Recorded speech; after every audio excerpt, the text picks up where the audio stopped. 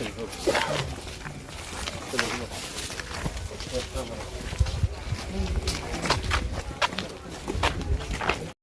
सुबह एक दुर्भाग्यपूर्ण घटना घटित हुई थी। समस्तीपुर पुलिस के मोहनपुर ओपी प्रभारी नंदकिशोर यादव जी एक रेड में बाहर निकले हुए थे। उनको सूचना मिली थी और वो अभी अपराधियों के विरुद्ध, चोरों के विरुद्ध छापेमारी करने निकले थे और अपराधियों से, चोरों से उनकी एक साहसिक मुठभेड़ हुई जिसमें वो वीर गति को प्राप्त हुए थे। आप सभी लोगों को पहले अवगत करा दिया गया था।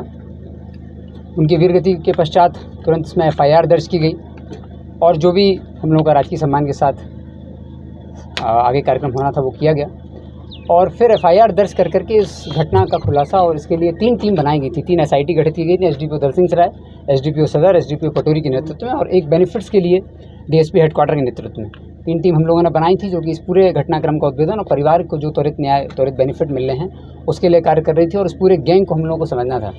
FIR दर्ज करने के पश्चात इस पूरे गैंग को समझा गया, गैंग का पता लगाया गया तो इससे स्पष्ट हुआ कि ये करीब 30-32 लोगों का गिरोह है, जो कि नालंदा जिला के झरहापर गांव है, कराय परसुराय थाना में, भवानी बीघा, परसापर और शान बीघा और झरहापर गांव के आसपास के 3-4 गांव और हैं और कराय परसुराय थाना के नियर बाय थाना के भी कुछ छोटे छोटे गांव हैं, जहां पर ये एक संगठित गिरोह की तरह कार्य करता है। और इसके शुरुआत में हम लोगों को 1 या 2 अपराधियों के बारे में जानकारी थी, चूँकि SHO मोहनपुर ओपी स्वर्गीय नंदकिशोर यादव जी स्वयं इसमें कार्य कर रहे थे और उनके द्वारा भी 1-2 चोरों का पता लगाया गया था। फिर हम लोगों ने SIT ने पूरे इस गैंग को पता लगाने का प्रयास किया तो स्पष्ट हुआ कि ये 30-32 लोगों का एक गिरोह है जो इस तरीके से कार्य करता है। तो सबसे पहले इनको चिन्हित करने की कार्रवाई की गई और उससे स्पष्ट हुआ कि 4-5 गाँव हैं जिसके लोग हैं और ये लगातार भैंस चोरी का कार्य करते हैं। इन 30-32 लोगों में से जो कुख्यात 10 थे उनको हम लोगों ने आइडेंटिफाई किया था और अपनी SIT को 10 दिन 10 अपराधी का एक लक्ष्य दिया गया था। आज करीब 5 दिन हो रहे हैं और हम लोगों ने उन 10 जो कुख्यात थे उनमें से 4 को गिरफ्तार कर लिया है। इन चारों के साथ जो घटना में ट्रक लेकर के लोग आए थे चोरी करने के लिए, वो ट्रक बरामद किया गया, पिकअप ऑलरेडी बरामद हो गया था। हथियार, जो 2 हथियार इस घटना में इस्तेमाल हुए थे उसमें से 1 हथियार बरामद कर लिया गया है। 4 लोगों की गिरफ्तारी हो गई है। अन्य 6 जो हैं उसमें से 4 जो हमारे टॉप टारगेट हैं, अभी उन चारों को भी हम लोगों ने टारगेट पर रखा हुआ है। फिलहाल वो सभी पूरे परिवार के साथ एक तरीके से लापता हैं।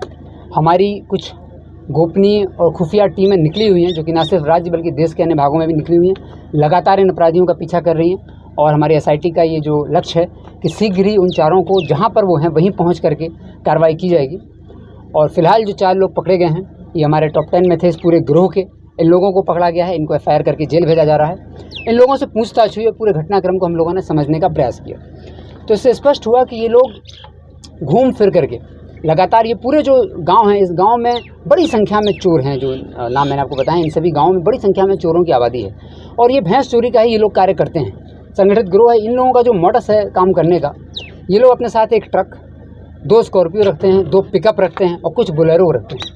30-32 लोग अलग अलग क्षेत्रों में बढ़ जाते हैं। जहाँ इन्हें घटना करनी होती है वहाँ के एक लोकल व्यक्ति से टाई अप करते हैं और उस जोग्राफी को, भौगोलिक स्थिति को समझते हैं कहाँ घटना करने वो लोग जा रहे हैं और वहाँ पर कहाँ भैंसों की अधिकता है और कहाँ इजीली ये लोग चोरी कर सकते हैं, वो आइडेंटिफाई करते हैं जगह और फिर चोरी करने के लिए निकलते हैं। जब हम लोगों ने इनका पूरा पिछले 6 महीने का जो देखा तो उससे स्पष्ट हुआ कि ये कई ज़िलों में जैसे कि जहानाबाद, गया, मोतिहारी, सीतामढ़ी, शेखपुरा, यहाँ पर भी भैंस चोरी की घटनाओं को लगातार अंजाम दे चुके थे।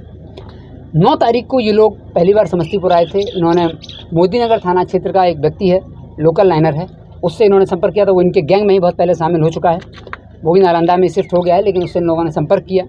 संपर्क करने के बाद इन लोगों ने समझा कि कहाँ से चोरी करनी है। उसकी लाइनिंग लेने के बाद ये लोग 9 तारीख को पहली बार 9-10 की रात में पहली बार समस्तीपुर आए और भैंस चोरी घटना की।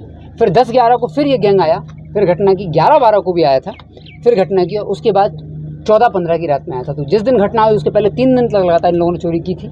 उसी में से एक दिन जब चोरी हुई थी तो मोहनपुर ओपी प्रभारी स्वर्गीय नंदकिशोर यादव जी को पता चल गया था कि ये कौन सा गैंग है और तो पीछे कार्य कर रहे थे और फिर ये पूरी घटना घटित हुई थी।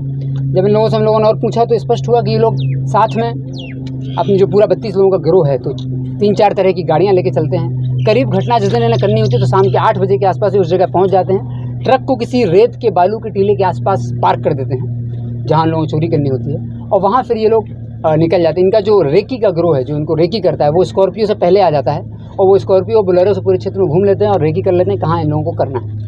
और घटना करने के लिए लोग पूरी प्लानिंग करने के बाद पिकअप में खुद चढ़ जाते हैं और जो ट्रक रहता है उसको बालू के टीले के पास खड़ा करते हैं, बालू पर भैंस को चढ़ा देते हैं और उससे मिट्टी के ठेले से चढ़ा करके भैंस को, सारी भैंसों को जो है वो अपने ट्रक में चढ़ा करके ट्रांसपोर्ट करके भेज देते हैं और स्वयं पिकअप में शामिल होकर और अन्य वाहनों में जो बोलेरो स्कॉर्पियो लाते हैं उसके थ्रू ये लोग रश कर जाते हैं। तो लगातार इन लोगों ने 3 घटना की थी।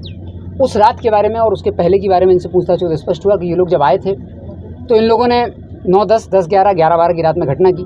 13, 14 की रात में भी ये लोग यहाँ पर आए। पूरे 32 लोग यहाँ पर थे और ट्रक और पिकअप वगैरह लेके आए हुए थे। जब ये लोग यहाँ पर पहुँचे तो इन लोगों ने जहाँ घटना करनी थी वहाँ पर अटेम्प्ट लिया।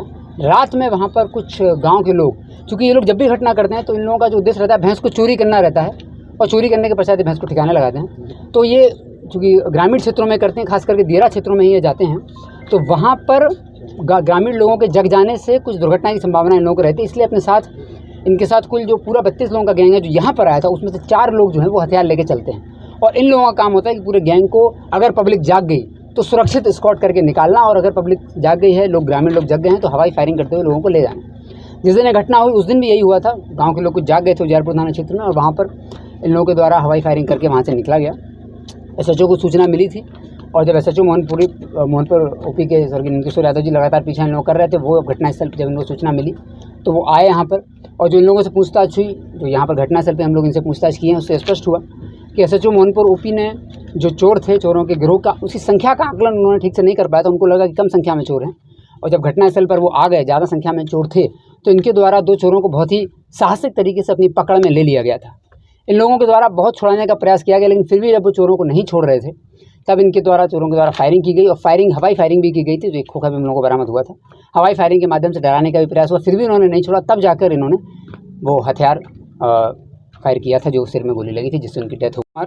जो कि शानबीघा का रहने वाला है, रईस जो कि गराय बीघा का रहने वाला है, धनंजय यादव जो कि भवानी बीघा का रहने वाला है और रवि कुमार जो कि खुसरूपुर थाना का रहने वाला है। 4 अपराधियों को हम लोगों ने जो गिरफ्तार किया, जो 10 आइडेंटिफाई किए थे। इन 4 को आज जेल भेजा जा रहा है। ये लोग पुनः घटना करने के लिए, चोरी करने के प्रयास में आए थे। इनकी गिरफ्तारी समस्तीपुर से ही की गई है। इनको भी जेल भेजा जा रहा है। जो ट्रक लोग लेकर के आए थे, जो पिकअप थी, वो बरामद हो गई है। जो हथियार बरामद हुआ उसको हम लोग FSL जाँच कराकर इनको सज़ा दिलाने का आगे का कार्य करेंगे।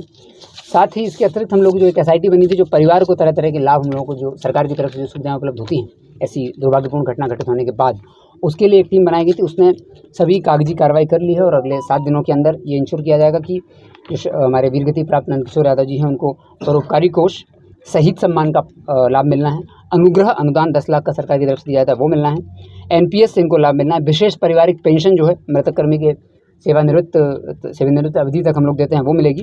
और इनके आश्रित जो है, इनकी पत्नी है, उनको अनुकंपा के आधार पर नियुक्ति देने का कार्य करना है। उपादान का लाभ देना है, GIS का लाभ देना है।